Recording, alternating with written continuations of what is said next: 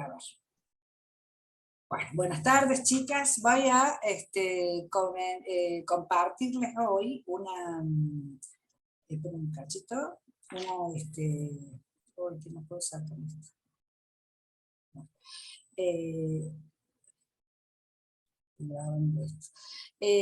Una pieza que es lo que vamos a escuchar, como el jueves, creo que es el 8, que es un día sacro, aproveché para que escuchemos una canción, que es el Ave María. Pero no el Ave María de Gounod, sino el Ave María que escribió Verdi, Giuseppe Verdi, en una ópera que se llama Otello. Entonces leo que los 4 pezzi sacri, o las 4 piezas sacras, trabajos vocales tardíos de Giuseppe Verdi, las compuso por separado y para distintos propósitos. Los publicó en 1898, o sea, casi 1900, haciendo un ciclo. El Ave María es el primero que hizo, es un coro a capella en latín, compuesto en 1889, también se llama Ave María sulla Scala Enigmática.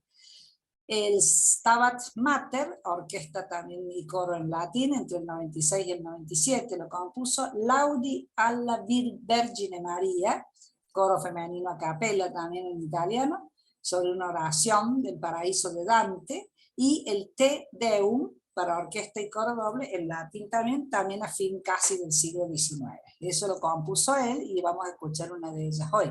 Después de acabar la ópera Aida y la misa de Requiem, se retiró Verdi de la composición. Durante algunos años escribió composiciones menores, un Paternoster y una Ave María. La primera de estas 4 pezzi sacri, o de las piezas sacras, la primera, digamos, composición conocida es el Laudi alla Vergine Maria, en las laudes a la Virgen María. Verdi no le puso ese título, pero bueno, así quedó.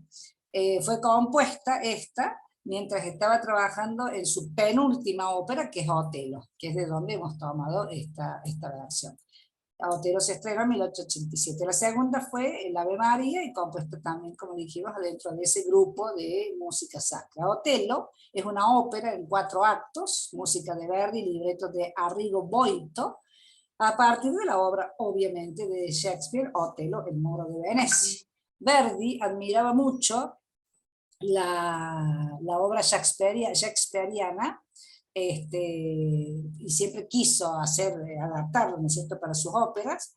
A lo largo de su carrera hizo la primera, que fue Macbeth, pero no tuvo éxito, no fue bien recibida. En cambio, Otello, que fue la siguiente, que por insistencia de los conocidos, los amigos y demás, le decían que le hiciera, la de Otello realmente fue un éxito. La estrenó en la Scala de Milán en 1887 y demostró el entusiasmo del público por Verdi, que tanto que el telón se levantó 20 veces para poder saludar al final de esa primera vez de la ópera. Le siguieron después representaciones en toda Europa, en América, de esta ópera Otello. Es la penúltima ópera que hizo Verdi, demostró su madurez como artista, y junto con Aida y con Falstaff la consideran un grupo de las obras maestras de él. Una de las partes más conocidas es el Credo en el segundo acto, y el dueto de amor del primer acto, y el Ave María, que lo vamos a escuchar, interpretada por Desdémona, una de las protagonistas, en el cuarto acto, y toda la escena final del asesinato de Desdémona y el suicidio de Otello, que bueno, no cuento el argumento porque es lo mismo que la obra de Shakespeare, ¿no es cierto?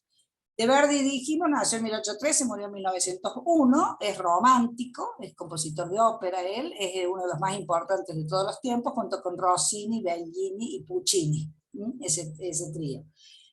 No decimos más nada porque ya habíamos hablado. Sus obras más conocidas además fueron Rigoletto, El Trovador y la Traviata, que es el trío. La vamos a escuchar por María Ana Cecilia Sofía Kalogeropoulou, o María Callas, nacida en Nueva York en 1923, muerta en París en 1977. María Callas, soprano, fue la más eminente cantante de ópera del siglo XX. Revivió el bel canto durante toda su carrera, la llamaban la Divina, al igual que a Miguel Ángel, que le decían el Divino, y tenía, bueno, un talento no solo vocal, sino también actoral. Su voz generó mucha controversia porque su registro era muy amplio, por eso ella podía cantar como soprano, podría cantar textos dramáticos, podría cantar como mezzo soprano, podía cantar en distintos registros, cosa que, bueno, era una cosa increíble. Se asocia su nombre a Aristóteles Onassis toda la vida, y en el año 77, en septiembre, murió antes de que llegue, después de un desmayo, antes de que llegara el médico. Ya se había retirado de la música porque ya su voz no estaba en su plenitud.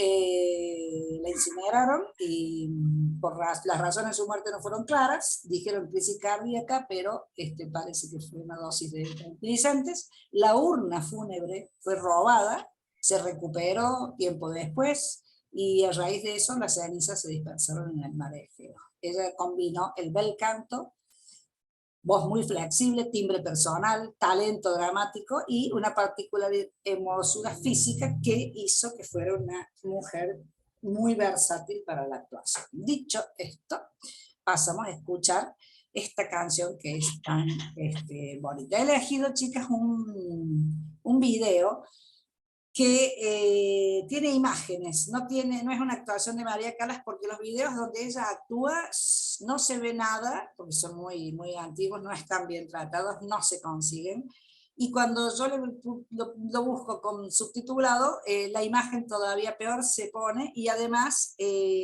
altera la voz, el sonido, y entonces en este caso preferí ver cualquier tipo de imágenes, pero que podamos escuchar la belleza de la voz que tiene, que realmente es fantástica.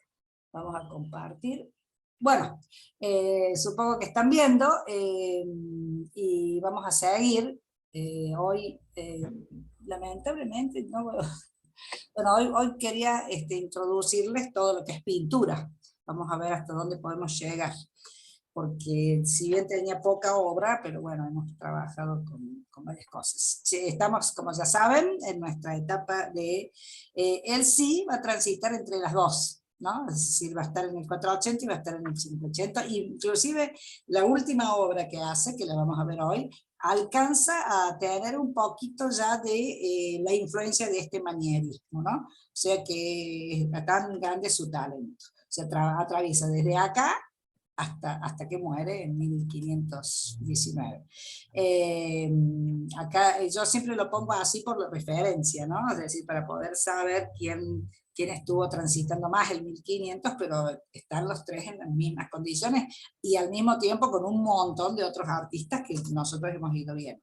La clase pasada lo que hicimos fue ver el perfil de él como más bien cientificista, ¿no? Los otros intereses que tenía, porque él es una persona, es un artista que sale de lo común en relación a los otros que se ven en general, porque en general la mayoría estuvo ligado al campo artístico, ya sea en esa no división que tenían en esta época de artistas como pintores, escultores o arquitectos, ejercían todo, pero él además le suma su interés por los otros campos, ¿no? De la ciencia, que tuvo en el campo del conocimiento, estuvo absolutamente incorporado, que es lo que vimos la clase pasada, y que les debo la grabación, como tuve 2 cortes de luz, ya me quedé atrasada, y bueno, se lo voy a mandar todo junto esta noche. Y que sabemos, estuvimos viendo precisamente la clase pasada, que compiló en general todo lo anotaba en sus códices, el Arundel, el Códice Atlanticus, que son los dos más importantes. Este es el más grande, el más pleno de contenidos sobre armamento, instrumentos musicales, matemática, botánica, el cuerpo humano, disecciones, autopsias, hacía de todo, fabricó instrumentos musicales, y esto, digamos, es la concreción que hacen a posteriori en nuestro siglo, o en el siglo pasado, de las distintas cosas que él dejó en esos códices. El código Forster, el código Tributiano, donde él se metió en el tema gramatical y léxico, ¿no? Todo lo que tiene que ver con la lengua, las proporciones de la cabeza, donde también tiene todo un montón de tratados, tiene una obra que se llama El Tratado de la Pintura, y los códices Madrid, Además, el códice de vuelo de los pájaros, es decir, que investigó sobre todos estos temas que ya lo vimos, sobre óptica, sobre mecánica, sobre anatomía, realmente un hombre múltiple. Por esa razón, aun cuando a veces la pintura no nos parezca tan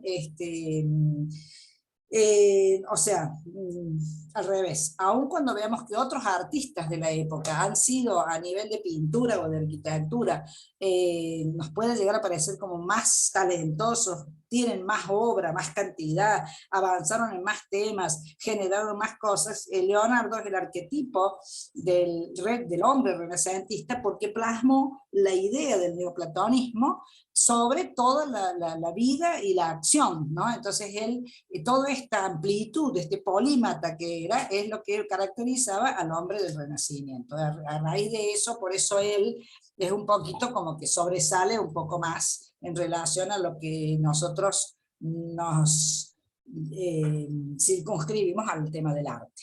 Vuelvo a repetir, Leonardo da Vinci en realidad se llamaba Leonardo di Ser Piero da Vinci, porque había nacido en Vinci en 1452 y murió en Amboise en 1519. Es todo lo que hemos dicho, ya lo hemos dicho. Habríamos dicho también que empezó a estudiar en el taller de Andrea del Verrocchio junto con otros grandes también, y estuvo allí 6 años aprendiendo lo básico de todo lo que tenía que ver con el oficio y el arte de la pintura, y al mismo tiempo él investigaba en otras cosas. Los dos puntos fundamentales que él toma digamos, los dos puntos fundamentales del 480 de esta pintura florentina era que adoptan el sistema de representación tridimensional y la valoración de la actividad clásica como maestra. Leonardo supera, obvia eso y genera además la opción a la representación tridimensional con la perspectiva de un solo punto, el ojo humano, el hombre puesto en el centro mirando con su ojo. Él le suma la perspectiva aérea. Y a raíz de eso, porque investiga la luz y los fenómenos ópticos, también va a desarrollar la técnica del esfumato, que ahora ya la vamos a ver. Y a la antigüedad clásica, ese descubrimiento, por eso se llama renacimiento, el renacer de la antigüedad clásica, él reacciona con todo su poderío de su mente racional y además con la mente de lo que había que experimentar. Entonces, él como ningún otro, genera la relación entre la actividad artística y la científica y las pone, no solo que las investiga y las pone en acción, sino que además cuando entran en contradicción, él genera opciones, ¿no? A veces estas cuestiones se contraponen y él, sin embargo, siempre encuentra la opción.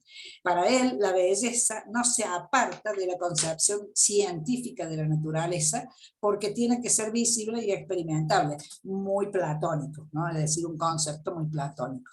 El esfumato, como dijimos, esto es lo único que vamos a conversar de él y después ya vemos las obras. El esfumato, que es, digamos, uno de los elementos por el que más se lo conoce, ¿no? A nivel pintura, ¿no? Es un recurso técnico, dice aquí inventado por él, pero en realidad no fue directamente inventado por él, sino que fue recuperado o ejercitado o reconocido, ¿no es cierto? Entonces él lo llevó a cabo y lo puso a punto. Consiste en difuminar el contorno. Ustedes acuérdense de la pintura de Botticelli, siempre con esa línea tan precisa, tan marcada, muy cuatrocentista.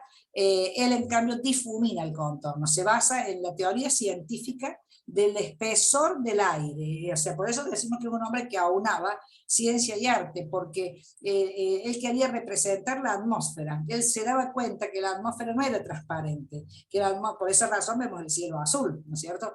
Que la atmósfera tiene color, tiene densidad, daba efectos de luz, varía el volumen y el color de los objetos, entonces quiso poder, sobre esa base, sobre ese conocimiento científico, él quiso generar una técnica pictórica, ¿no es cierto? Por esa razón empieza a decir, no, yo no veo el objeto como hacían los cuatrocentistas, lo veían con una visión ya preconcebida, en cambio él quería verlo como lo veía, la función del objeto y la naturaleza, lo cual lo lleva a que el esfumato fusiona, ¿no es cierto?, la naturaleza humana y la cósmica, y por lo tanto le permite hablar de la belleza ideal, que es, digamos, el otro objetivo de lo que digamos, objetivo del humanismo renacentista.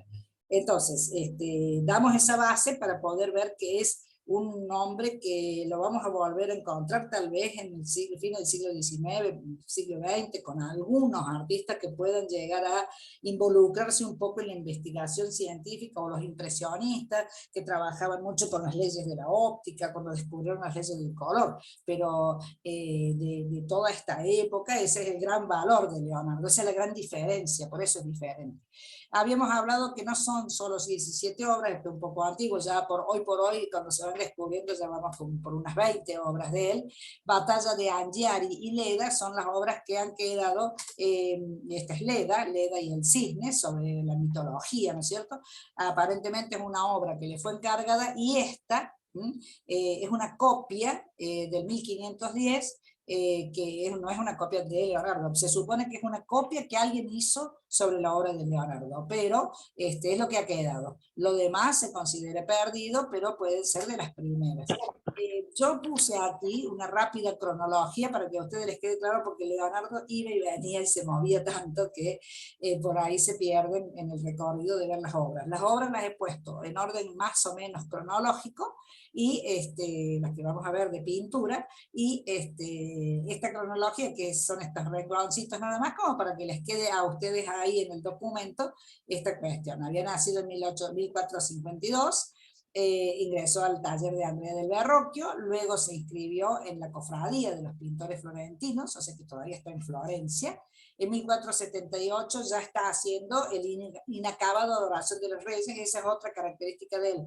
El hecho de no acabar las obras, por ejemplo, en esta de la Adoración o en algunas otras, le encargaban 3 obras, por ejemplo, en la Virgen de las Rocas también, le encargaban 3 obras y él, a duras penas, totalmente fuera de plazo, aun cuando había firmado contratos y todo, se tomaba su tiempo y entregaba 1, 2, nunca completaba. Esta Adoración es lo primero que vamos viendo en la Galería de los Uffizi. En el 81 le solicita a Ludovico el Moro, que es el duque de Milán, poder entrar a su servicio. En el 82 se va a ir de la corte de los Medici, porque se va en un estado interior bastante complicado, bastante triste, por todas las cosas que le fueron pasando, que ahora vamos a ir viendo su obra, y se presenta ante Ludovica Sforza en Milán, donde se va a quedar 17 años. En el 83 va a emprender la Virgen de las Rocas, la va a entregar en el 90, o sea, se tomó 7 años y va a entregar 2. En el 94 se va a publicar de Luca Pacioli, La Divina Proporción, donde él allí va a ilustrar ese libro con todos los postulados de las proporciones y los conceptos de armonía y relación entre las partes de los griegos y los romanos. En el 95 inicia en la residencia de los Sforza la declaración de los Camerini, que vamos a ver algo también. En el 98, o sea, vamos llegando ya casi a 1500, acaba la pintura mural de la Última Cena. Acuérdense que la vimos a Santa María delle Grazie cuando hablamos de Bramante, y él ya está viviendo en Milán, protegido por el duque Sforza, y por lo tanto le va a encargar a Sforza, le había encargado Bramante la obra, y a Leonardo la Última Cena. Allí con Luca Pacioli también va a trabajar en matemática y geometría, y realiza el retrato de Lucrezia Crivelli, que también lo vamos a ver. En el 99 se va a Venecia. En el 1503 hace los proyectos para canalizar el Arno, o sea que está volviendo a Florencia, empieza a pintar el retrato de la Gioconda. En el 1506 se va a Milán, vuelve a Milán. Está Charles d'Amboise allí, y él le va a encargar obra y le va a hacer, digamos, la conexión, es el embajador francés en Milán, y le va a hacer la conexión con el rey. En 1507 trabaja sobre la experimentación en vuelo. En 1513 se instala en Roma, o sea, vuelve a Roma al servicio de Giuliano de Medici, y ya empieza el tratado sobre el arte de pintar, que se llama el Tratado de la Pintura. 1516 se va a Francia, invitado por el rey, llevado por el rey Francisco I, que en ese momento es muy joven, tiene 21 años el rey, pero sobre todo la madre del rey, es la que quiere que le influencie buenamente. Leonardo allí se va cuando tiene 62 o 63 años, o sea que había una diferencia grande, pero llegaron a ser, llegaron a tener una relación hasta de amistad entre el rey y él. Y va a ser, no fue contratado como pintor netamente, pero va a terminar siendo el primer pintor de la corte, y tuvo una residencia privada en el castillo de Clus, donde en 1519 va a morir. Entonces, dicho todo esto, avanzamos ahora con la obra. Eso se los dejo porque, como ven, primero fue en Florencia, después se va a Milán, de Milán se vuelve a un tiempito, pasa por Florencia, después se va a Venecia, en Venecia también llegaron ahí las invasiones, entonces él se vuelve a Milán, pero después se va a Roma, y de Roma se va a Francia. No, de Roma vuelve a Milán y de Milán se va a Francia. Entonces, bueno, es medio enquilombado, entonces por eso se los di así como cronología. En 2018, o sea, hace muy poquito, se presenta al público lo que se dice en ese momento que esta es la primera obra pictórica de Leonardo da Vinci. Es una placa en terracota hecha en 1471 y este es el arcángel Gabriel. Algunos dijeron que es un autorretrato de Da Vinci, y los técnicos y los expertos han dicho que es al 100% de Leonardo, y 100% es la primera obra de él. Y el informe que armaron tiene 6.000 páginas. Esta es la obra con una rúbrica, que esta es la rúbrica de Leonardo, que si nosotros miramos bien, aquí dice Da Vinci Leonardo, tiene un texto más, 1471, y esta es la pintura sobre terracota que él realiza del arcángel Gabriel, que era el arcángel favorito del momento. Esta obra perteneció a la familia Fanice de Ravello, es un cuadrado de 20 por 20, o sea que es bastante chiquito, de 1,2 centímetros de espesor, y realizada cuando era tenido entre 18 y 19 años, después lo pueden leer todo esto. Está datada por el propio Da Vinci, y bueno, todos dicen que sin duda ha sido ejecutada, o sea, por él. Se la había considerado al bautismo de Cristo, de Verrocchio. ¿Se acuerdan que él había pintado aquí mientras estaban en el taller de Verrocchio? Esta se la consideraba la ópera prima de Leonardo, ¿no es cierto? Ahora esta obra en terracota ha sacado el título de primera obra. Esta es la que queda de Leonardo como primera obra. Está entre digamos, le quitó el cetro, ¿no es cierto?, a esta otra. Aquí tienen la firma. El recorrido de esta obra fue dentro de la familia Fenice di Ravello. Los propietarios dicen que la recibieron en donación en el año 1499, él la hizo en el 71, de Juana de Aragón y la duquesa de Amalfi, que había sido mandada a asesinar por el cardenal Luis de Aragón, porque había tenido un romance con el mayordomo. Todo eso está en el informe, por eso lo puse. Se cree que la duquesa pudo haber recibido la pieza de manera directa de parte de Leonardo como regalo por el nacimiento de su hijo, que se llamó Alfonso Piccolomini, y bueno, y a partir de allí quedó en esta familia oculta, guardada, y por algún motivo, bueno, apareció ahora, y fue presentada durante una muestra dedicada a Leonardo en el 2018 o 19 en Milán, en la misma Milán, con un montón de otras obras, ¿no? Y aquí vemos en lo que yo les decía, esa firma que él hace. Además de haber participado en toda la obra de Verrocchio, en el taller, él hizo un San Jerónimo y la adoración de los magos, que creo que esto lo vimos en la clase pasada, alcanzamos a ver esta obra, sí. Esta se supone que también dentro de lo que es el encargo, porque lo anterior son óperas primas hechas en el taller de Verrocchio. Esto ya es obra de Leonardo, está inacabada la obra, yo les había comentado, todo esto de atrás está inacabado. Se piensa que este personaje, aquí en primer plano, con todas las expresiones que le pone a toda esta gente que está observando esta adoración, ¿no es cierto? Es un autorretrato de él, al mismo estilo que hizo Botticelli, que se cree que está basada en la obra de Botticelli, que por esos tiempos ya estaba conocida, ¿no es cierto?, la adoración adoración de los magos, y Botticelli se había puesto también en primer plano con su autorretrato. Aquí vemos muy clara la composición triangular, la piramidal, que es propia de él, siempre trabaja el triángulo, que es lo que estoy dibujando ahora con la flechita, ¿no es cierto? Y el resto, ¿no es cierto?, queda como fondo, como paisajes, en este caso, como elementos de una batalla aquí, o sea, él hace todo un relato aquí atrás, pero como no está terminada, no está del todo evaluado. Y los magos, a su vez, que ese es el título, la adoración de los magos, están siendo representados de una manera muy popular, muy simple, muy sencilla, y lo que importa de toda esta gente, fíjense allí los caballos puestos en el medio, es la cantidad de expresiones que él ha logrado en tan poco espacio. Aquí vemos un detalle del dibujo posterior, ahí vemos un camello, fíjense allí, que esto es la parte esta, ¿no? Acá atrás, él ha ido haciendo bocetos de distinto tipo, han ido apareciendo, él dibujaba muchísimo, cada obra, ¿no? E iba dibujando todo, bocetaba mucho, por eso hay mucho registro de muchas cosas que todavía hoy se están buscando a cuál pertenece cada cosa, ¿no? Porque a veces no está tan claro.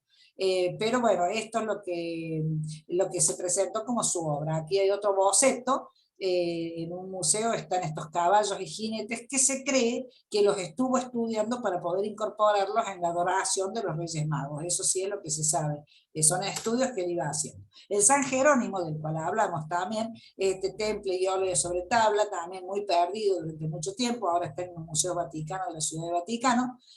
Están bastante deslucidos, son primeras obras y por lo tanto no se pueden encontrar del todo todas las características. Se cree que fue realizado en 1480 por un encargo, y bueno, y aparece en el inventario de los bienes heredados por Salai, que era uno de sus alumnos preferidos y además también fue su amante, y es a quien, uno de los cuales, a los cuales le depositó parte de la obra. Y fíjense, esta obra de San Jerónimo fue propiedad de Angélica Kaufmann cuando estuvo en Roma.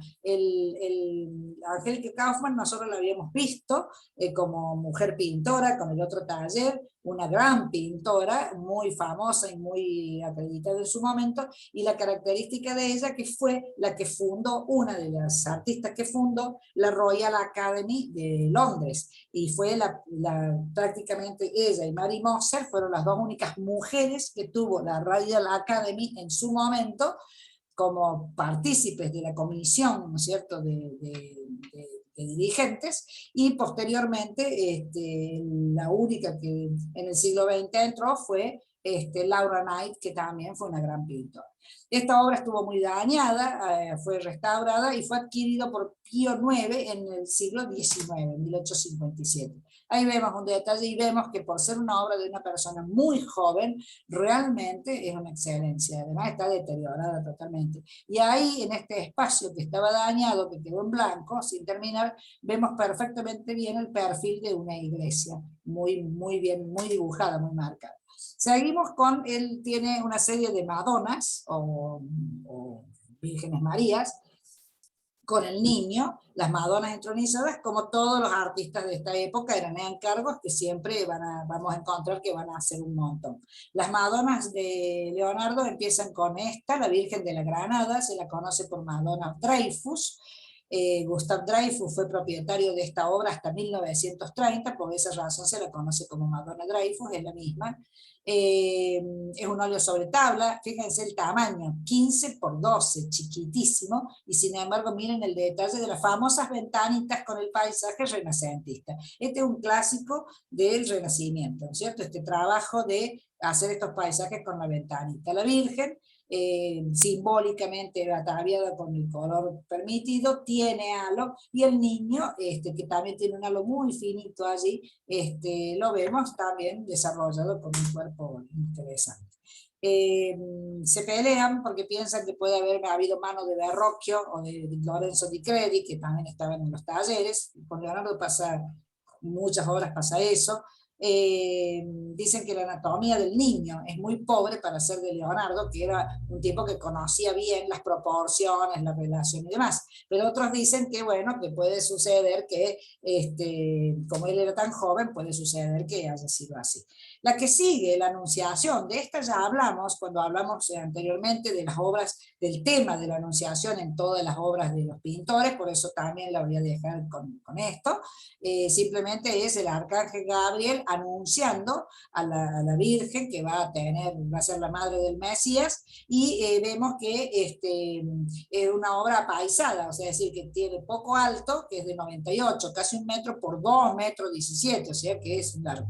Simbólicamente, digamos, el ángel está en el área mundana, la Virgen está protegida en el área sagrada, por eso siempre está contra las paredes y en un espacio, digamos, un recinto cerrado, ya lo habíamos comentado, y ella está, digamos, sorprendida. Es la típica pintura de Leonardo y además la típica renacentista. Fíjense aquí el detalle de los florales, el paisaje. Él siempre hizo paisajes bastante idealistas, bastante inventados también, a pesar de que se reconocen lugares donde los pudo haber sacado, pero siempre le agregó por su lado alguna parte de idealización. Y bueno, y ya se perfila perfectamente bien, creo que hice, acá está, un acercamiento, esta cuestión del tratamiento de las telas, de los florales, del perfil del cabello, sobre todo de este arcángel, que además, como dijimos, el arcángel era una de las figuras predominantes de la época. Y la Virgen, muy, muy jovencísima, ¿no? O sea, una niña, como seguramente ha sido, muy renacentista también en la época, le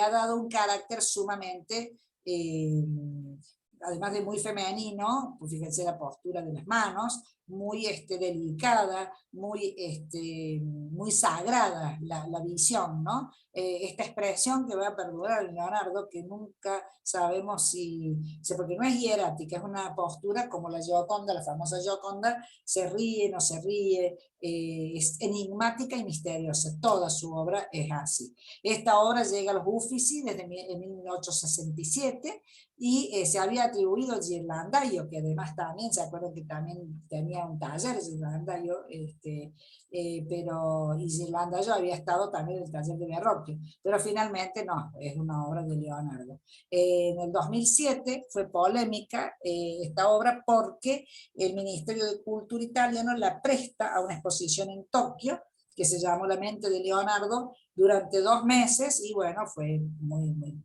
Aquí les agrego otra obra de estos bocetos, de estos estudios que él hacía. Este es un estudio de drapeado realmente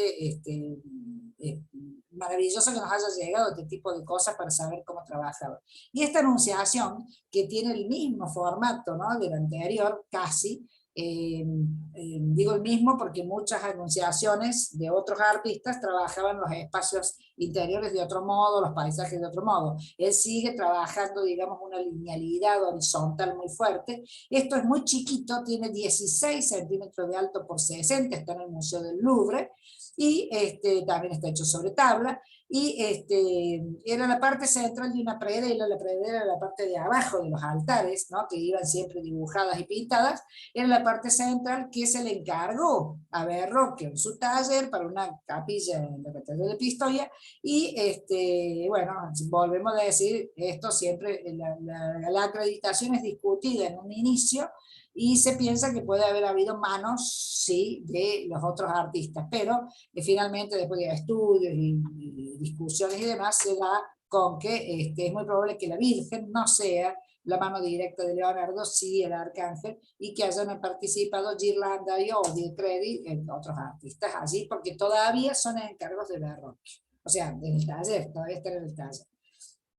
Aquí encontramos estamos hablando de las vírgenes, la Madonna la Virgen del Clavel, esto está en Múnich, también óleo sobre tabla siempre, y esto, lo extraño es cómo ha trabajado este drapeado de las telas aquí, donde parece como que estuvieran apoyadas, pero no, ¿no? Y aquí tiene un jarro, que no sé si lo pueden ver bien, donde están todas estas flores.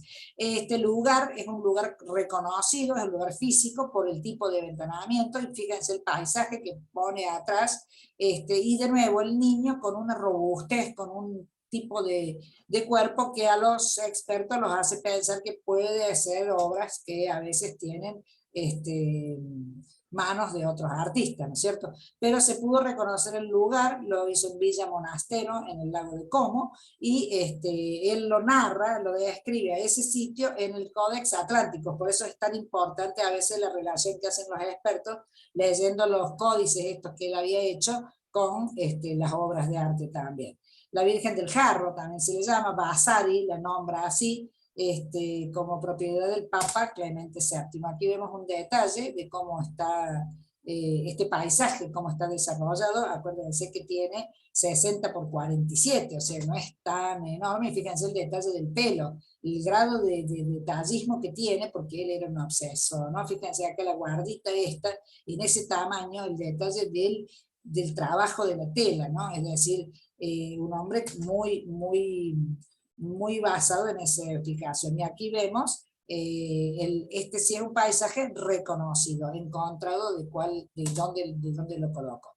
Bueno, ya lo dije, la Virgen tiene ornamentos en su ropa, la pinta como reina, ¿no? Es decir, a pesar de que no le pone una tiara, pero todo ese manto y esa trenza que le va trabajando aparenta como una tiara también.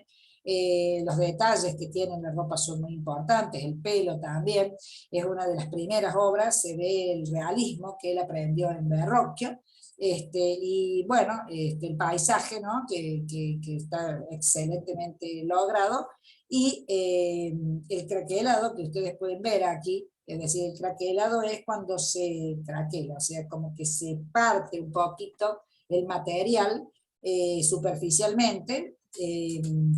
Se cree que es porque era un exceso de pintura al óleo que no fue fraguada rápidamente, ¿no es cierto? Entonces, por esa razón también, ya saben, ya lo hemos comentado en otra oportunidad, al hablar de la última cena, que Leonardo, a raíz de su espíritu cientificista, era un tipo que experimentaba de manera permanente, y a veces los experimentos no le salían del todo bien. Miren esta ventanita, lo genial que está, y la cara de esta virgen, es como una niña que está jugando con ese niño, ¿no? Esta es la niña, la Virgen con Niño y Flores, también se la conoce como Madonna Benoit, también por el propietario que tuvo en algún momento, ese es el apellido, pero miren la ventanita sin paisaje, ¿no? Con esa luz, esa intensidad allá de fondo, la luz aquí a los personajes los baña desde arriba, sé que esa luz no viene desde allá, pero miren el halo y la cara de esta Virgen, la diferencia que hay con las anteriores, con la de la Anunciación, por ejemplo, esa Virgen tan jovencita, tan inmaculada, esta es como una imagen muy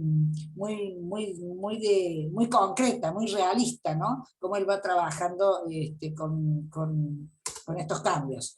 Esta Benoit parece que es la primera que pintó independientemente de Verrocchio, del maestro, tiene esbozos, o sea, esos estudios previos que él hacía están en el Museo Británico, por eso se piensa que la hizo por su cuenta, y bueno, la familia Benoit la que tenía esta obra, por eso se llama así. Esta se consideró perdida, esta obra, y en 1909 León Benoit, que era un arquitecto, la exhibió en San Petersburgo porque la encontró dentro del patrimonio de su suegro, que había sido traída a Rusia, porque fíjense que está en el Hermitage, esta obra, en el Hermitage de San Petersburgo. Ese es el recorrido que hizo. Korsakov, Alexander Korsakov, se cree que la tenía, a la muerte de él se vende, y de esta manera pasa a la familia Benoit, al suegro de este Benoit, que al final es el que la va a exhibir. León Benoit la va a vender al Museo de la Hermitage en 1914 y a partir de entonces quedó como propiedad del Museo de Hermitage y allí se exhibe. O sea que todo ese recorrido que van teniendo también hace difícil a veces encontrar la autenticidad de la obra de él. Esta cabeza de mujer es una tinta sobre papel, realmente son también parte de los estudios. Fíjense el tratamiento del cabello, la manera en la que él va tomando, acá tiene como el pelo tomado, esta imagen a veces puede tener algunos errores o lo que sea, pero de todos modos son un montón de esbozos que se van viendo, es pequeña, 28 por 19, está en el Uffizi. Esta obra, este es Bernardo Bandini Baroncelli, colgado, así lo tituló él, es un dibujo de Leonardo, es de 1479, es un colgado, ahorcado realmente, y me gustó mostrarlo porque además, fíjense cómo él iba dibujando, este es un dibujo hecho muy a la rápida, y cómo va escribiendo aquí el relato, ¿no? Aquí vemos un detalle de cómo dibujaba con la pluma, ¿no? Y un trazo certero, directo. Este señor, ustedes se van a acordar porque hablamos de esto, nació en Florencia en 1420 y va a morir también en Florencia en 1479, ahorcado, era mercader, y este fue el que asesinó a Juliano de Medici, que era el hermano de Lorenzo. ¿Se acuerdan cuando vimos a los Medici? Estuvimos hablando de esto. El hermano menor fue realmente un golpe tremendo para todos los Medici en aquel momento, el asesinato de Juliano. Juliano además va a ser también mecenas ¿se acuerdan que cuando vimos a Botticelli, que él le había servido inclusive para una obra, cuando vemos Marte, en el cuadro de Marte con Venus,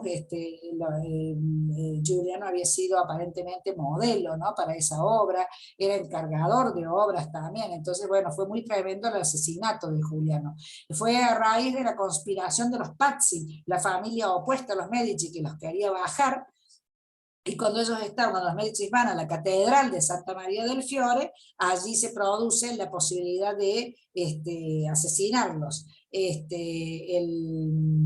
Pazzi, Francisco de Pazzi, era el capitán de este Baroncelli, habían ido previamente a matar a Juliano dentro del Palacio de los Medici, fingiendo amistad y demás. Resulta que no había llevado todas las armas, entonces no pudo matarlo a Juliano allí, y el día de la conspiración, que al final fracasa la conspiración, acuérdense cuando habíamos hablado de esto, que le salió como quien dice el tiro por la culata a los Pazzi, porque el pueblo los apoyó a los Medici finalmente, porque fue como una especie de, de insulto también el hecho de haberlo intentado dentro de la catedral.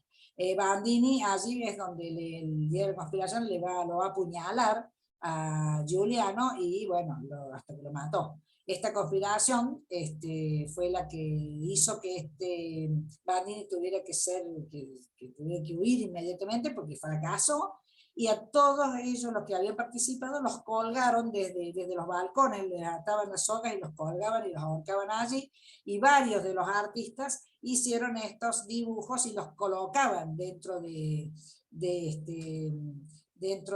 los colocaban a la vista, los dibujos los ponían a la vista en el lugar donde habían estado ahorcados estos personajes, que quedaron a la vista de la gente. Y aquí vemos que Leonardo en ese momento ha estado y estuvo trabajando intensamente allí. Otra obra perdida, la batalla de Anghiari. Esta es una obra que hace en 1603, o sea, un siglo después, ya barroco, por Peter Paul Rubens. Este dibujo lo hace Rubens tomando las copias que se hicieron de la obra que hizo Leonardo sobre esta batalla. Digamos, que claro, no es de Leonardo, esto es de Rubens, pero fíjense las influencias. Está en el Museo del Louvre. ¿Y qué sucedió? Que este fresco lo hace Leonardo en el muro del Salón de los 500 del Palazzo Vecchio de Florencia, cuando él vuelve a Florencia, porque ya se había ido y vuelve a Florencia, hace esta obra, y allí hay constancia de que él fue el autor con ayudantes. Abandona Florencia en 1506 y la pintura quedó inacabada.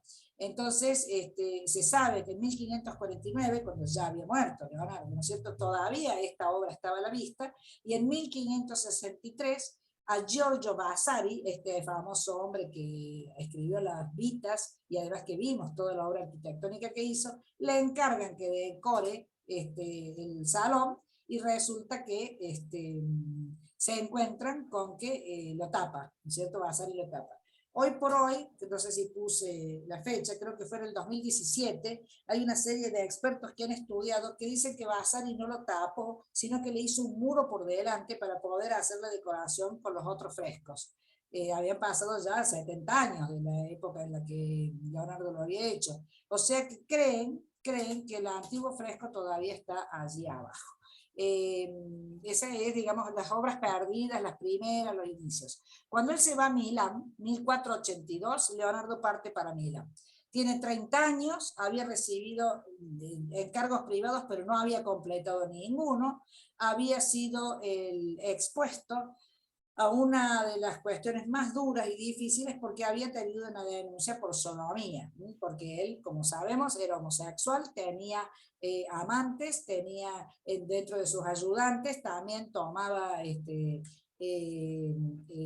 acciones, digamos, sexuales, y en algún momento fue denunciado, fue humillado, fue mal visto, y por esa razón y por algunas cosas que iba cargando, 30 años ya tenía, decide irse a un lugar donde no lo conozca nadie, donde empezar de nuevo. Y aquí vemos que se instala aquí, en el castillo de los Sforza, en Milán, que a su vez lo querían, digamos, allí. Acuérdense que son poblaciones de Estado, es decir, que son, digamos, rivales también, ¿no? Él va a llegar acompañado de Atalante Migliorotti y de Tommaso Massini, otros dos que, digamos, trabajaron permanentemente con él, estaban en el taller, y lo que es interesante de hablar de estos dos, que no hay retratos de ellos, que se supone que Leonardo hizo retratos de ellos, pero que no, bueno, están perdidos también. Sucede que, por ejemplo, Atalante Migliorotti, además de ser pintor y de ser ayudante y de ser lo ayudó mucho en los experimentos de vuelo, y se sabe que en este que él hace de esta especie de avión, digamos, que genera Leonardo en este experimento que hace con estas alas, ¿no?, de cuero que les había puesto, se sabe que Atalante Migliorotti es el que se subió y que cuando lo quisieron hacer volar era el piloto, digamos, de esa nave que había generado ellos. O sea que eran tipos que iban atrás de él para todas las cosas que se le podían ocurrir a Leonardo, ¿no? Y bueno, y lo seguían a todas partes. Él llega a Milán acompañado de ellos dos. Leonardo, dice la crónica, que era lindo, era de aspecto físico agradable, lindo, no diríamos bello, pero era lindo. Tenía un físico importante, un buen cuerpo, tenía encanto, era elegante, vestía refinadamente, tenía conversación brillante, entretenía al público, tenía chistes, acertijos, tocaba y cantaba excelentemente, tocaba la lira, él también, se ganó la simpatía de toda la sociedad esta milanesa.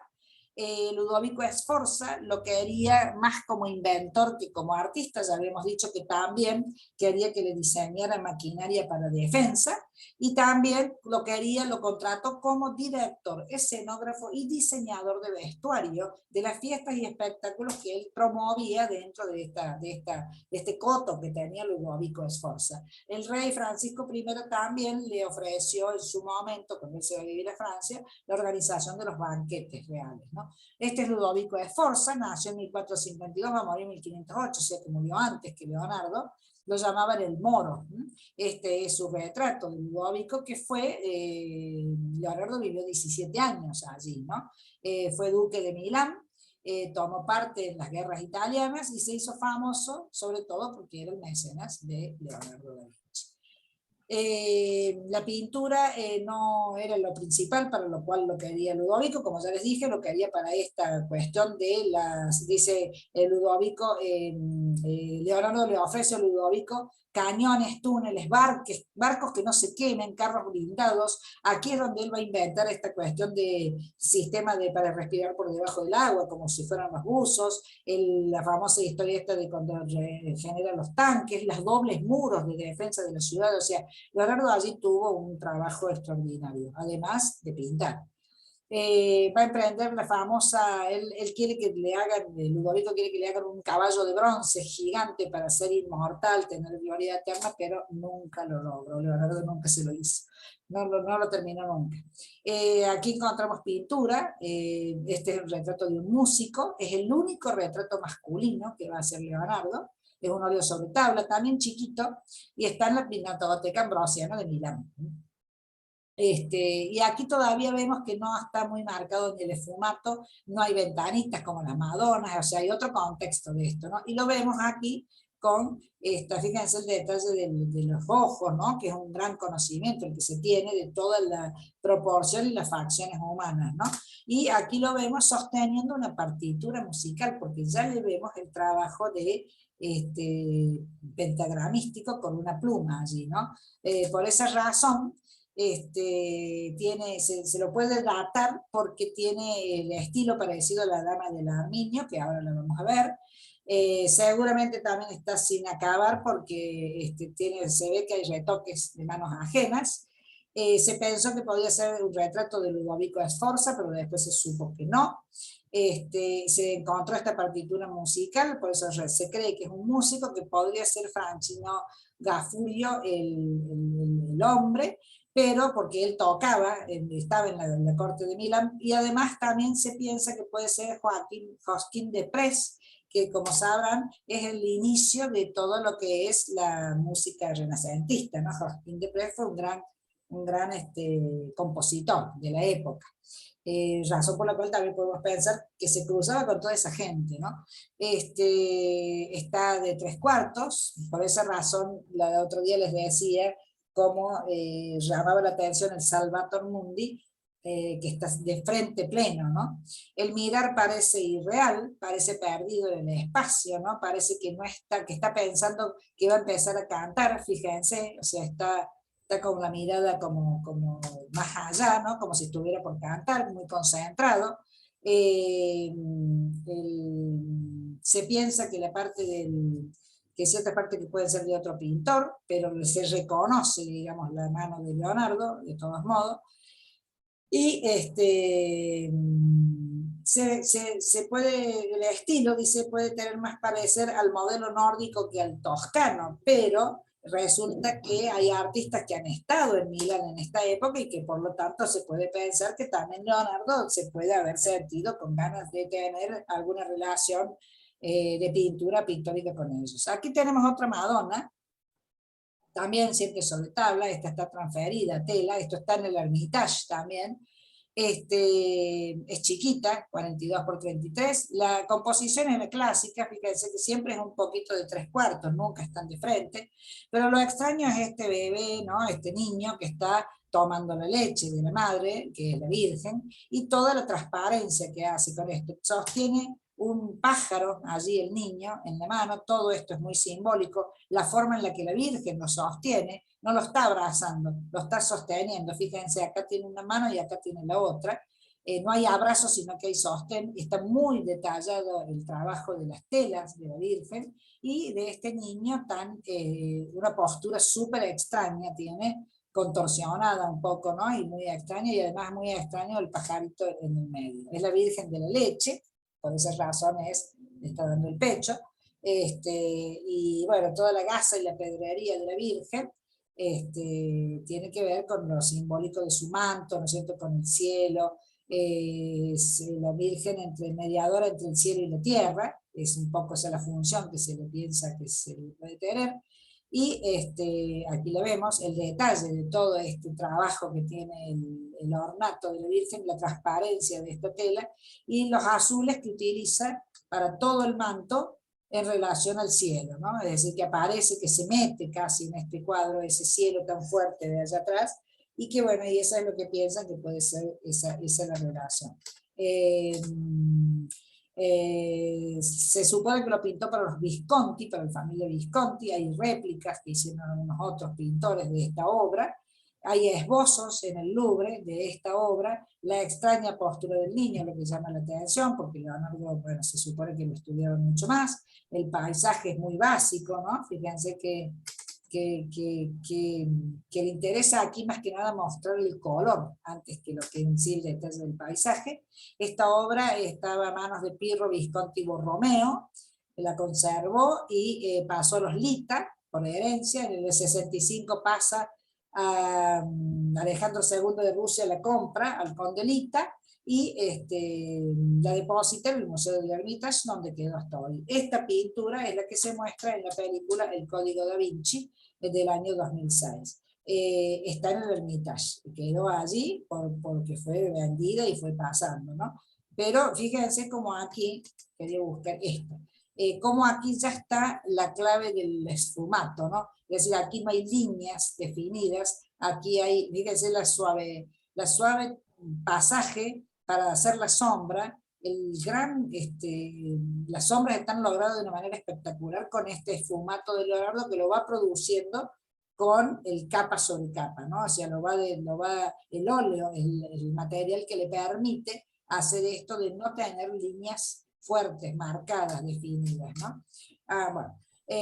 Pasamos a otro retrato. Él hace, en esta época hace muchos de estos retratos, ¿no? Como ya hemos puesto allí, es la época prolífica en ese aspecto, a pesar de que hace muchas más obras de las otras, ¿no? Pero vamos a tener las buenas obras de él. La Dama del Armiño es uno de los 4 retratos de mujeres que hace Da Vinci, y realmente es un retrato muy, muy impactante. También está sobre tabla de nogal, ya es un poco más grande, 58 por 40, y esto está en Polonia, en el Museo de Cracovia.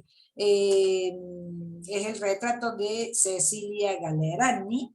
Era amante de Ludovico Sforza, era el duque, ¿cierto?, para el cual era mecenas de Leonardo. Fue una de las pocas mujeres con las que Leonardo tenía una amistad, porque parece que aquí ella contaría con 16 a 18 a 20 años, se supone que la empezó a pintar cuando tenía 16, pero la puede haber terminado luego. Era muy inteligente, muy bella, podían hablar con él de literatura, de música, charlaban permanentemente, la consideraba una musa, una donna docta, decía que era ella, comparable a las mujeres de Aspasia de Mileto o Axiotea, que era la alumna de Platón, por las dotes de poeta que tenía, y realmente la debe haber admirado mucho, ¿no? Fíjense el detalle de la mirada, el detalle de lo que hablamos del esfumato, ¿no? Aquí ya aparece una mirada muy fuerte, muy intensa, una cara, ¿no? Muy, muy definida. Lleva un animal que parece una comadreja, pero todos dicen que es un armiño. El armiño se asocia simbólicamente a la realeza, y este retrato, que también es de 3/4 de perfil, que también es innovador, ¿no? Porque es la forma en la que él trabaja, fíjense los detalles de la ropa, lo asocian a la imagen de una estatua antigua también, ¿no?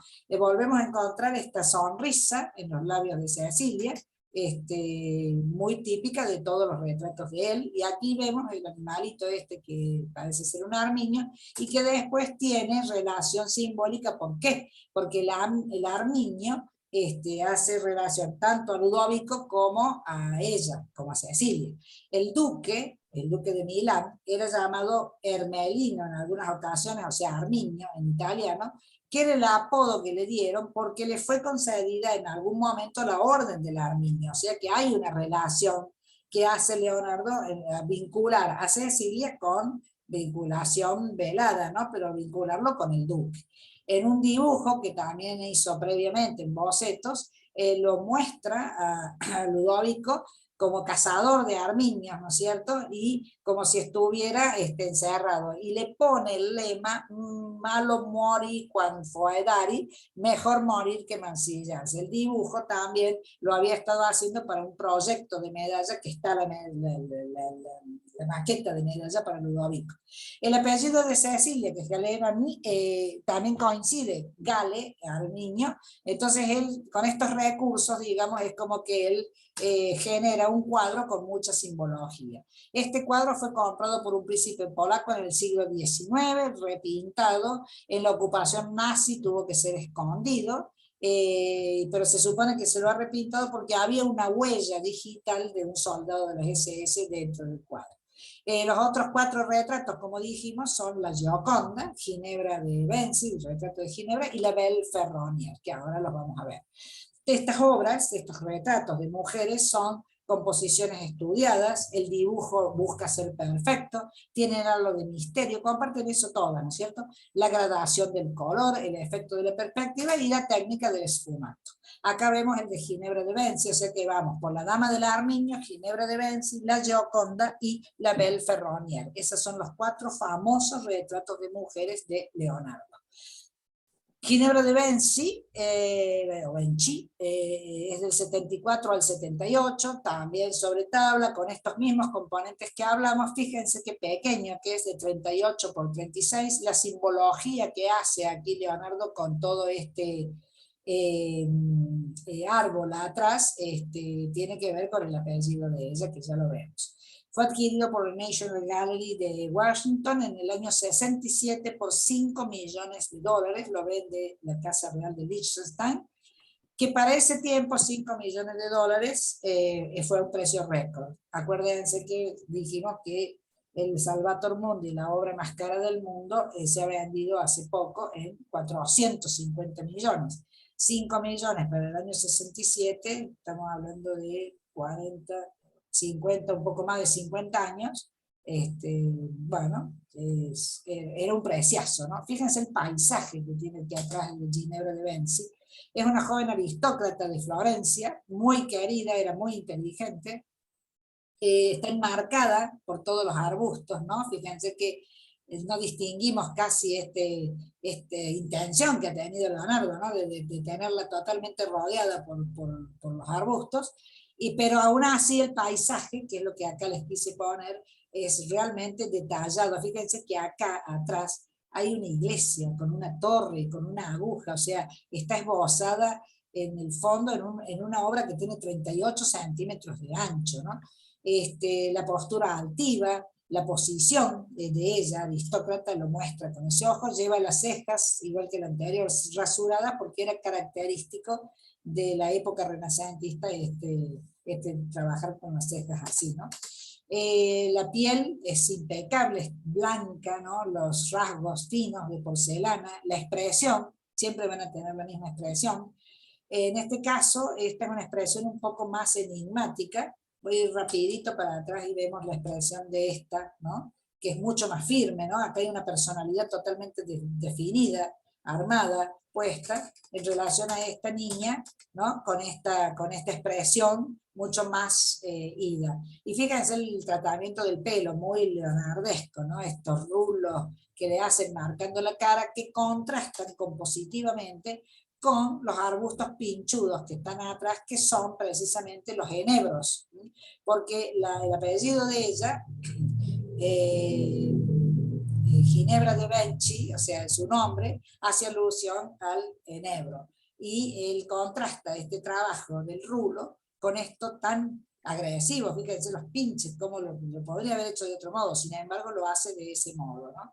Él va a cubrir todo el fondo con el esfumato también, que va superponiendo veladuras. En esta obra utiliza la técnica de la veladura, que son, ustedes agarran el óleo y lo hacen bien líquido, lo diluyen con la esencia de trementina y lo hacen bien líquido. Y en horizontal, Rembrandt trabajaba de ese modo, se van superponiendo las capas del óleo diluido con distintas gamas de colores, y así se van logrando las transparencias, esos colores de las mejillas, ¿no? Todo lo que permite que el color brille y sea transparente. Esa es la técnica de la veladura. Él la había aprendido de los flamencos que habían bajado de Italia a conocer sobre la obra, y Leonardo también, como buen cientificista, se interesó por ello. En la luminosidad del pelo, del rostro, en la palidez del rostro, y en el paisaje donde él aplicó estas técnicas de la veladura.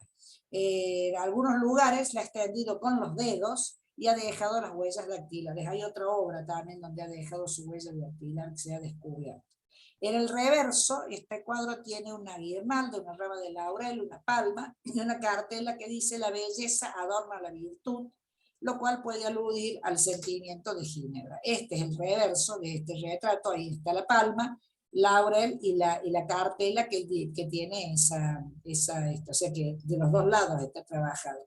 Y lo que vemos con el tema de las veladuras es que se ve muy bien en el brillo del pelo, fíjense cómo lo logra con esta técnica, en la palidez del rostro y en la transparencia de este paisaje, que se puede ver perfectamente bien aquí como está muy marcada una arquitectura, pero velada en esta niebla, que él logra técnicamente, ¿no? Es decir, que es además un avance técnico el que él ejecuta. Esta es Ginebra de Bench. El estudio de manos y brazos, aquí también se lo considera que puede ser también un estudio para la Gioconda, aunque primariamente viene del estudio para la de Bench. Fíjense cómo dibujaba caritas ahí, cómo iba aprovechando en la hoja, ¿no? Ahí iba dibujando de todo un poco, porque acá hay otra mano más.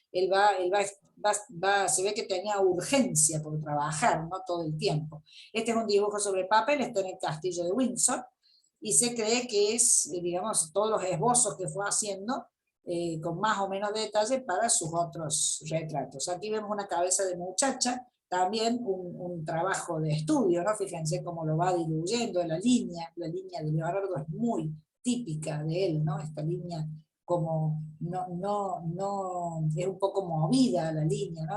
Pero muy característica. Este le sirve para uno de los rostros de la Virgen de las Rocas. Este puede ser un boceto para ello. Miren la mirada, ¿no? Como esta cara girada de 15 por 18. Y hablando de la Virgen de las Rocas, vamos a decir que hay dos versiones de la Virgen de las Rocas. Una está en el Museo del Louvre y la otra en la National Gallery de Londres.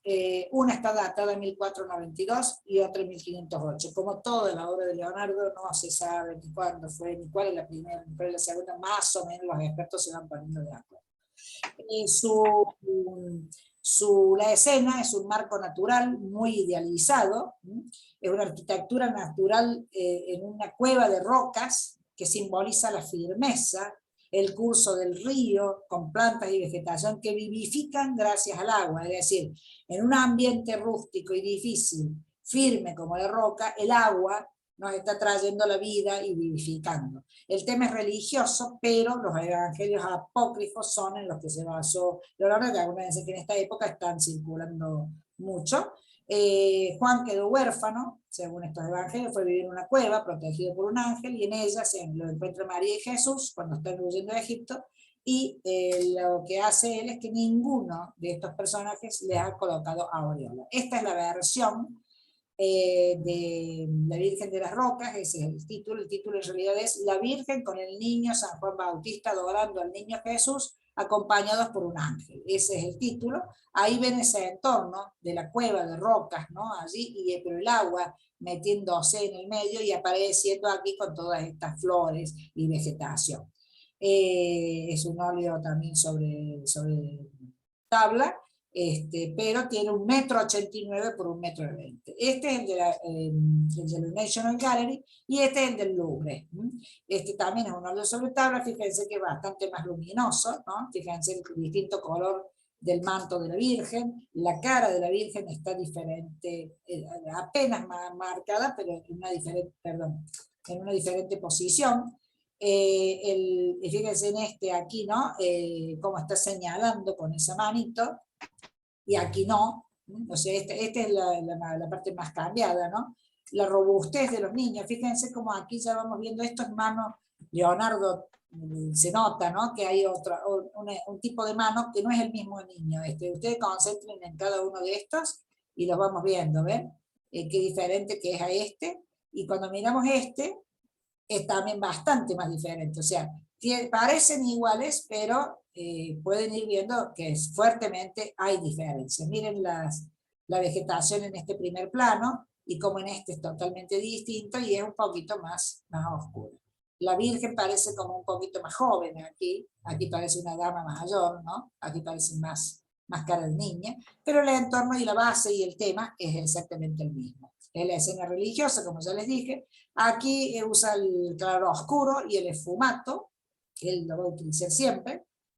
Trabaja como si fuera con una bruma para darle realismo a esta obra. Y en la restauración que se le hace en el 2008, en la que está en la National Gallery, llevó 18 meses restaurar y descubrieron dibujos ocultos debajo del óleo, porque él los hacía con un pigmento que tenía zinc. Entonces lo hacen trabajar con la fluorescencia de los rayos X y van a encontrarle el espectro de esas imágenes, que son estas. Lo que se encuentra debajo de esta pintura es, a raíz de los rayos X, es este otro dibujo que él ha ido preparando, y que sobre la misma base, pero es diferente, ¿no es cierto? O sea, hay otro trazado totalmente distinto del dibujo original, que es este, el del National Gallery, ¿no?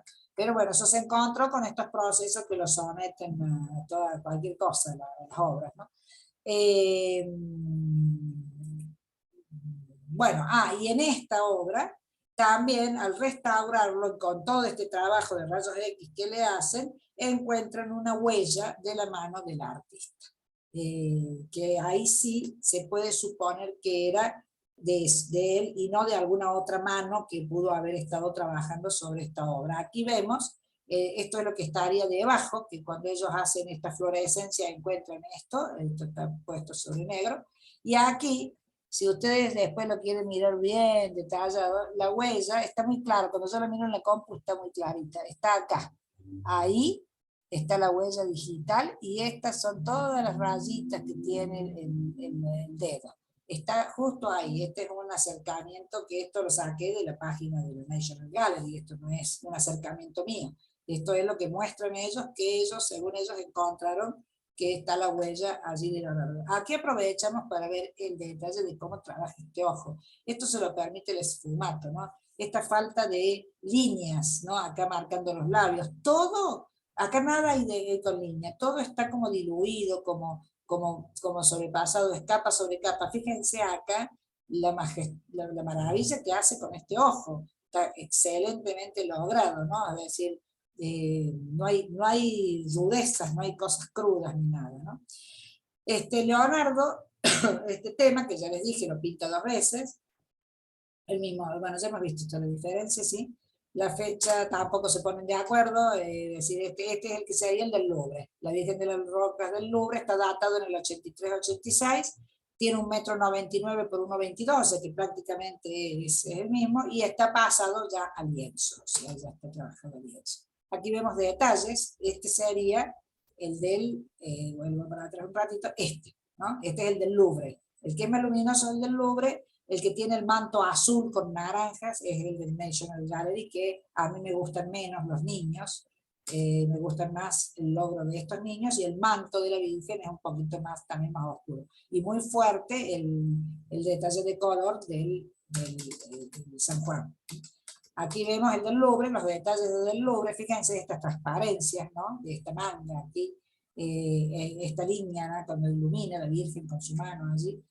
Este es el boceto que se supone que lo había estado estudiando, y aquí vemos esta diferencia de la carita de la Virgen, y sobre todo este fondo, ¿no? La cueva de rocas, este detalle de este lugar está la firmeza, ¿no? La firmeza, es decir, es todo un símbolo, ¿no? Esta cueva que se abre, que tiene luminiscencias, y que se abre por este canal de agua con esta neblina que él les hace, ¿no? Y fíjense el detalle de cómo trabaja la vegetación. Bueno, esa sería la famosa historia de la Virgen de la Roca, que es uno de los cuadros más famosos que tiene él, por esta disputa además entre los 2 museos que tienen las 2 versiones.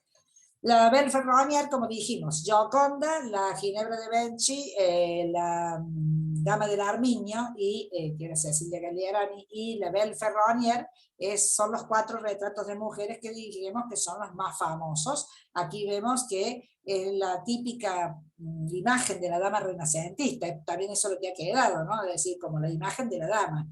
Así como habíamos visto que Sandro Botticelli tenía una imagen de mujer idealizada totalmente, marcada de otro modo, aquí vemos damas como más reales, ¿no? Tratadas de otro modo, y son todas damas nobles, ¿no? Esta es la Belle Ferronier, es la segunda retratada más famosa del Louvre, porque claro, está en el Louvre, es un óleo también sobre tabla, también es de las mismas medidas, 62 por 44.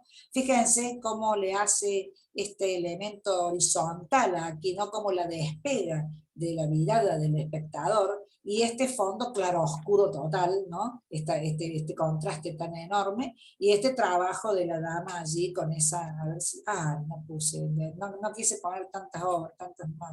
Quería poner un detalle de esta mirada, de esta cara, porque fíjense, decimos de lo mismo de todas, es decir, la mirada intensa, firme, hay una personalidad muy marcada en esta cara, diferente a las otras que hemos visto, pero el detalle que él trabaja, que siempre se habla de la Gioconda solamente, que no se sabe si sonríe o no sonríe, Aquí podemos pensar que no tiene tanta sonrisa como la Gioconda, es un poquito un rictus un poquito más serio el que tiene esta mujer, pero él trabaja siempre los rostros de este modo, con eso que le permite el esfumato. La belleza de la vestimenta con todos los detalles del ornato allí, que lamentablemente no quise poner mucho y no les puse el detalle.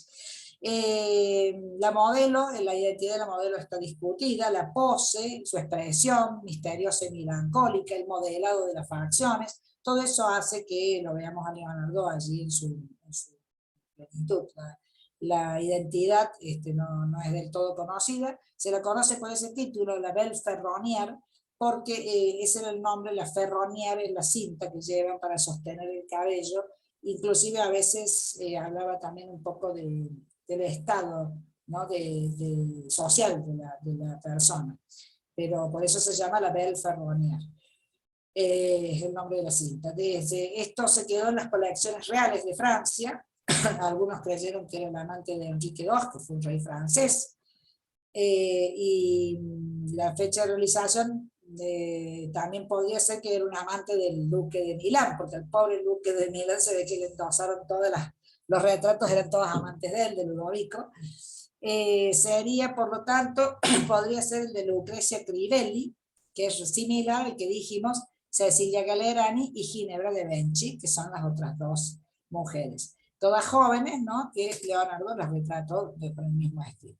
El hombre de Vitruvio es otra obra famosísima de Leonardo, es el estudio de las proporciones ideales del cuerpo humano, es un dibujo de Leonardo que acompañaba las notas que él hizo en un cuadernillo, ¿no? Y que además es una publicación que va a hacer palios sobre las proporciones, el rescate de las proporciones.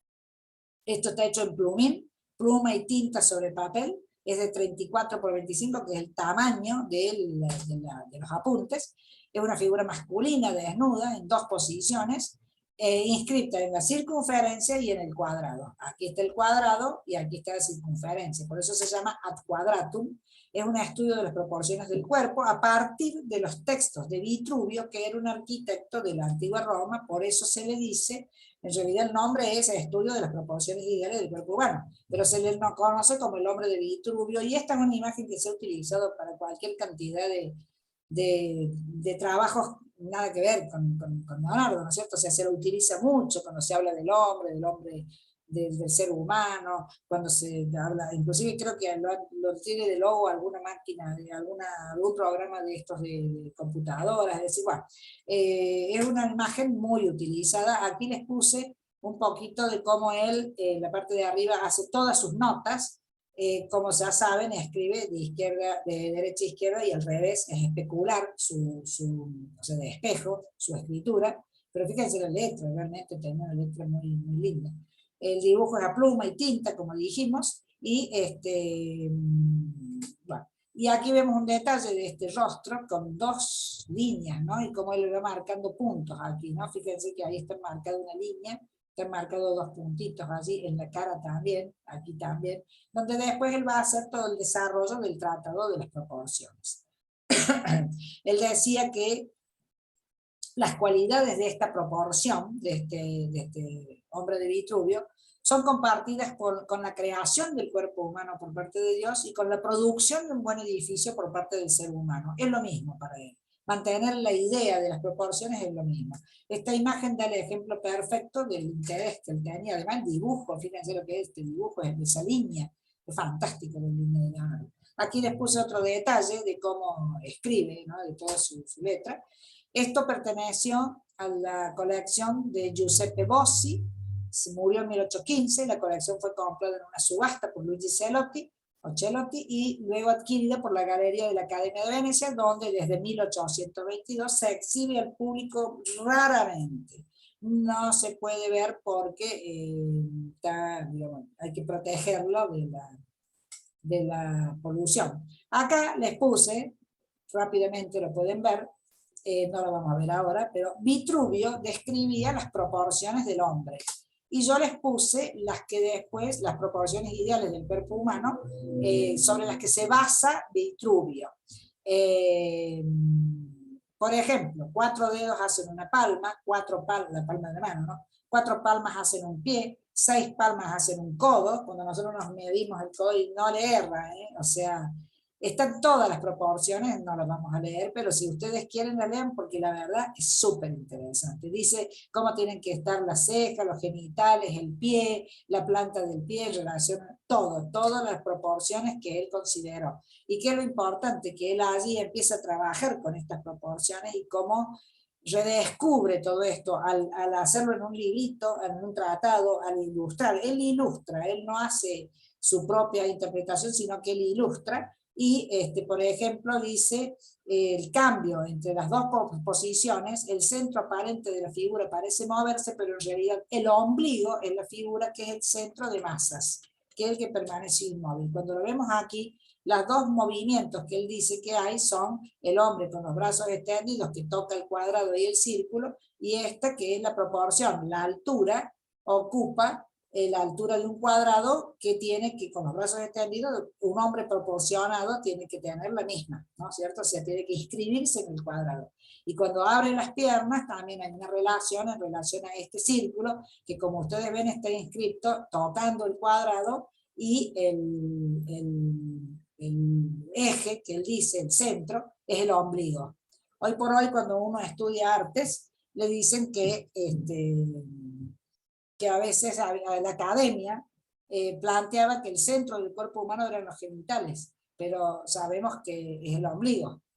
Y que este es el único que, dice Leonardo, permanece inamovible, porque él estudió toda la forma de moverse y permanece inmóvil. O sea que a partir de allí, bueno, él va a pintar, es un poquito...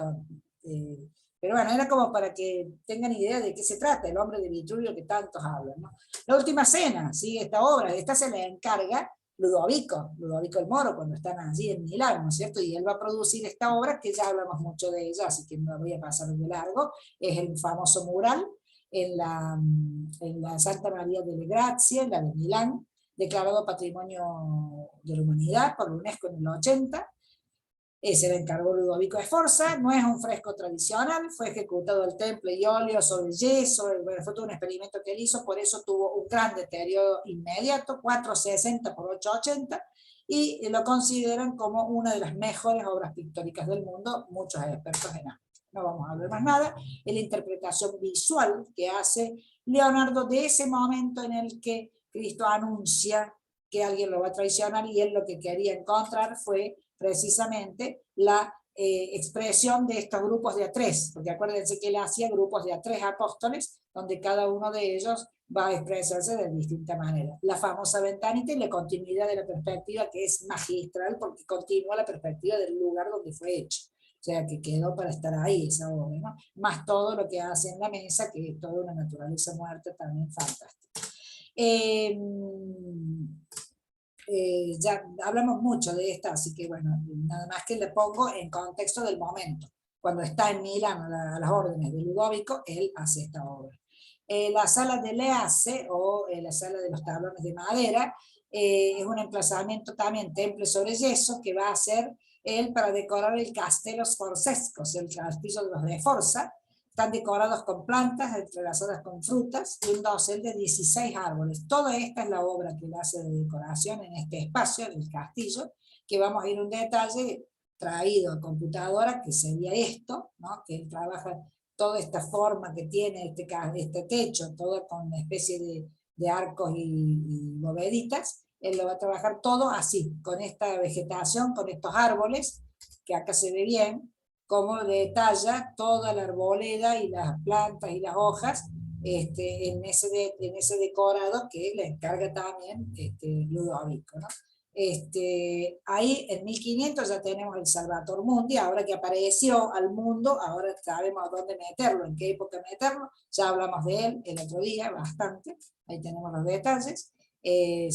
Bueno, acá tienen la cuestión de que fue vendido el otro día, etcétera, que ya lo hablamos. Siguen las Madonas cuando está allí, 1501.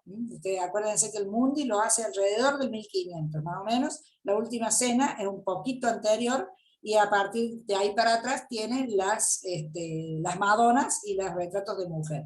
La Gioconda la empieza a hacer en 1503, o sea, poco tiempo después de hacer esta, la Virgen del Uso o de la Rueca, que se llama, hace esta Madonna, está en Nueva York, esta obra es una colección privada. Fíjense el paisaje de atrás, no hay ventanitas, acá hay paisaje completo, ¿no? Ese es uno de los grandes cambios, que es lo mismo que vimos en la Virgen de las Rocas, cómo trabaja la cueva, y salió de la ventanita, de estar en el interior, está la Madonna puesta acá en primer plano. Miren la proporción y el trabajo del cuerpo del niño, qué diferente es a los que vimos anteriormente, al inicio.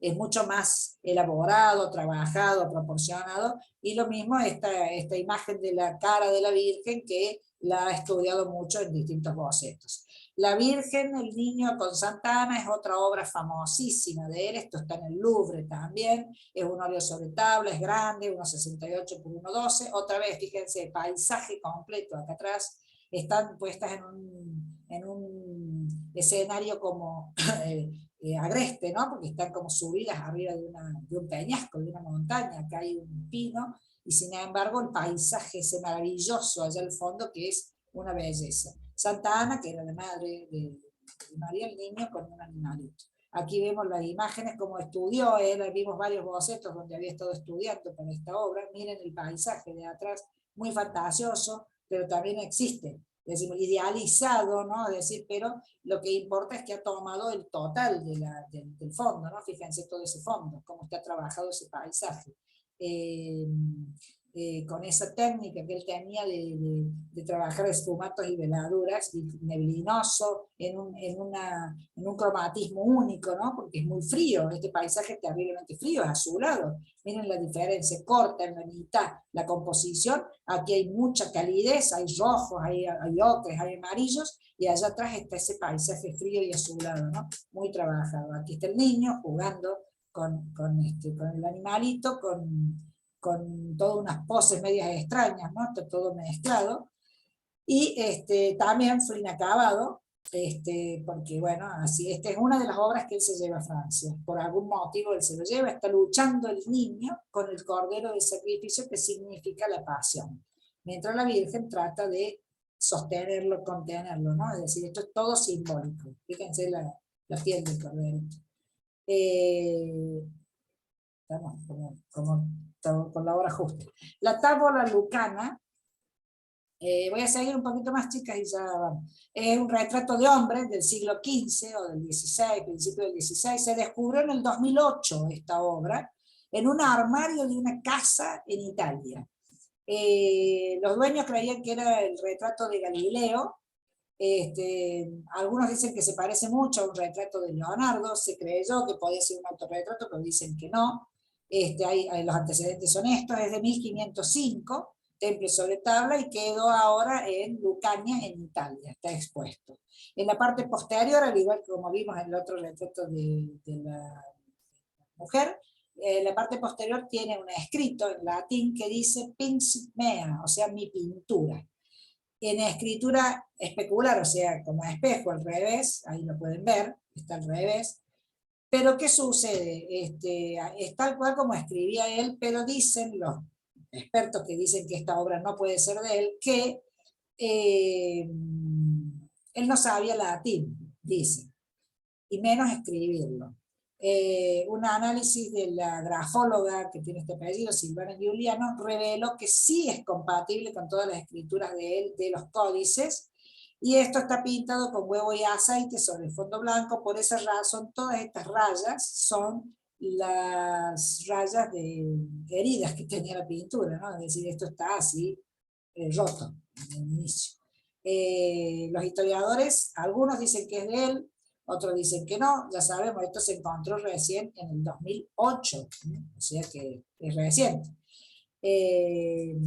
Y bueno, y por eso dicen que algunos que dicen que Leonardo que sí solía escribir en latín, pero él dicen que algunos historiadores dicen que él la desconocía.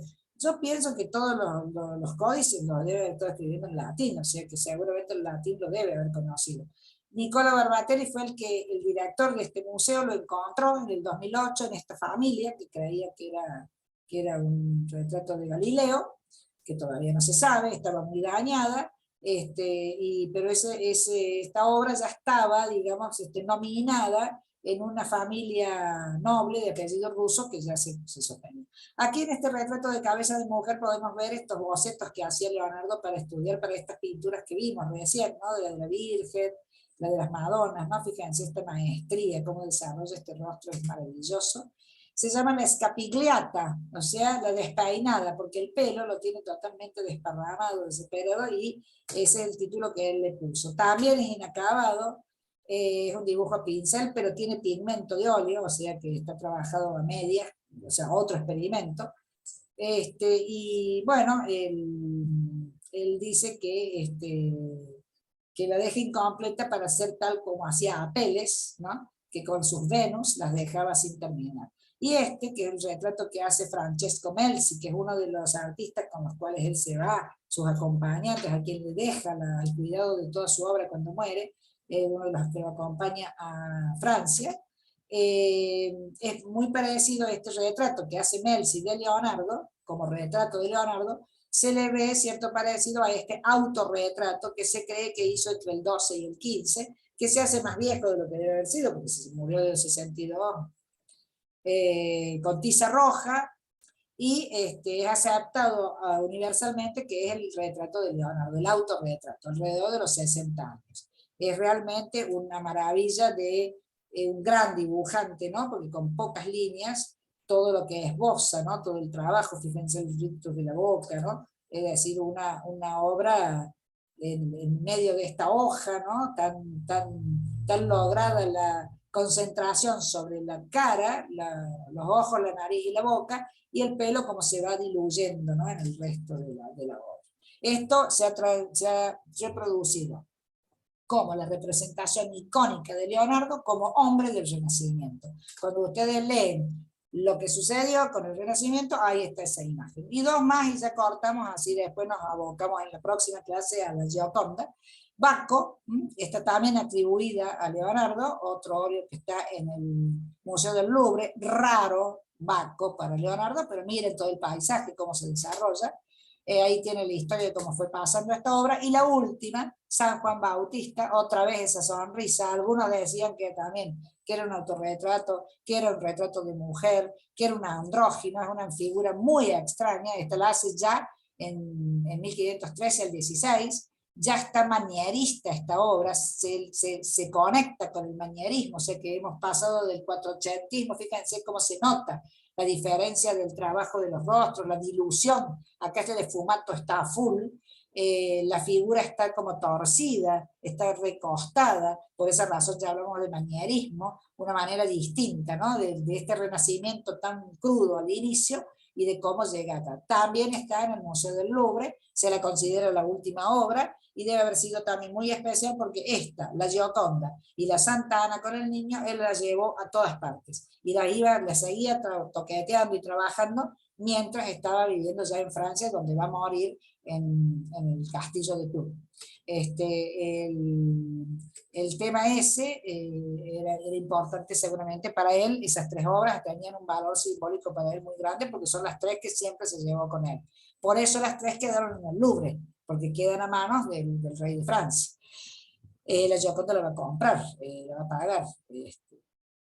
Bueno, y acá viene una serie de dibujos para arte de la Gioconda y de la muerte de Leonardo, pero como ya estamos en un horario donde me parece que a lo mejor, si tienen ganas, vemos, pero sí, también es maravilloso, pero otro, el divino.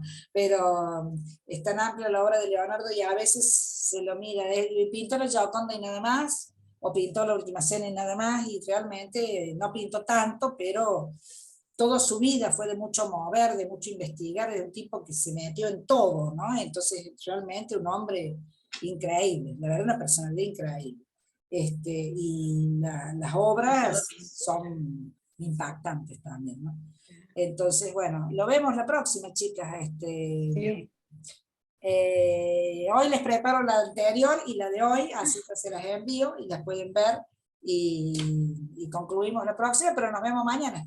Mañana nos vemos. Ahorita ya se ha ido. Bueno, Sí, nos vemos mañana. Nos vemos mañana. Beso, muchas gracias por estar. Besos. Así que mañana. Hermosa la gracias. clase. Divina la clase, divina la Hermosa. Me alegro que les guste, porque realmente. encanta para verla de nuevo. Sí. Ya se las mando, ya se las mando. Bueno, Así que nos gracias, vemos Liliana. mañana, entonces un besazo. Chao, chao. Adiós, adiós. Chau, chau. Chau, chau.